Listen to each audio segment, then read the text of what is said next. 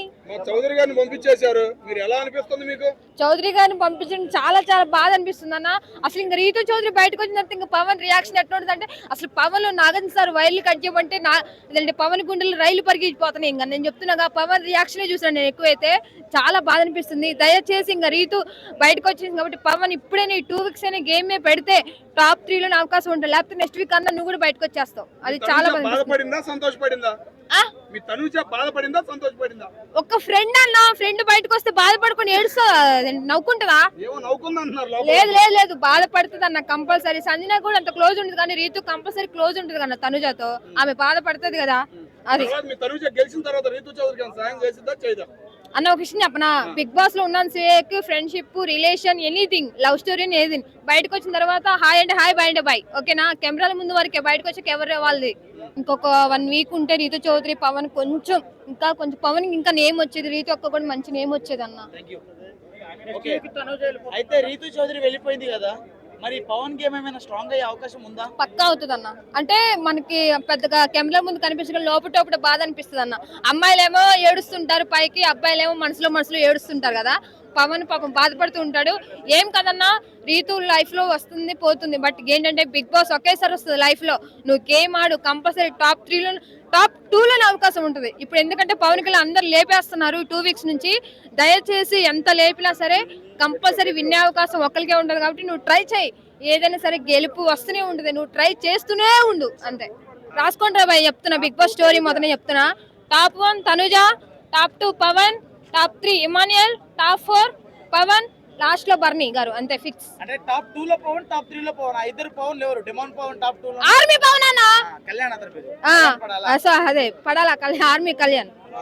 అదే ఓకే.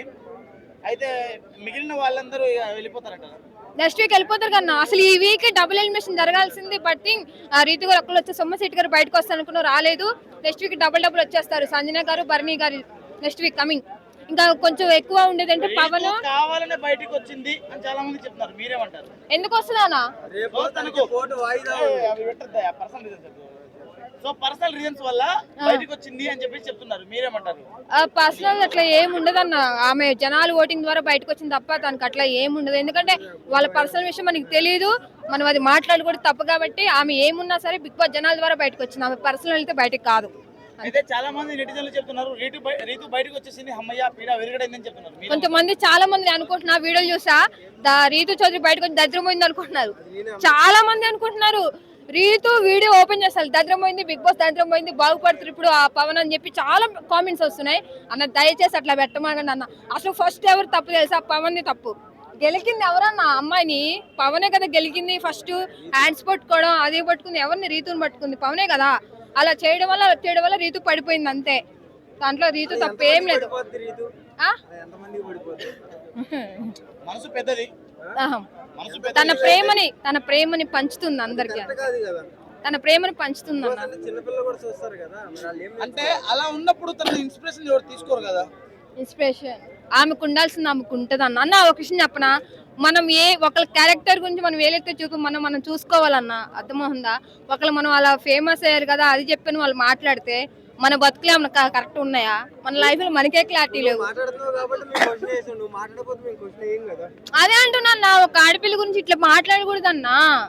ఒక విషయం చెప్తున్నా,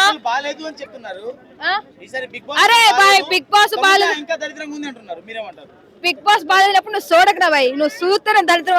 నువ్వు చూడమాక, నీకు ఎవడైతే నచ్చలే వాడు చూడమాకండి రా బాయ్. నువ్వు ఆ వీడియోలు చూడకు. అసలు బిగ్ బాస్ అసలు ఛానల్ కట్ చేయించుకో దరిద్రం పోతుంది అనుకున్నప్పుడు. మళ్ళీ ఎందుకు ఇంకా బిగ్ బాస్ గురించి?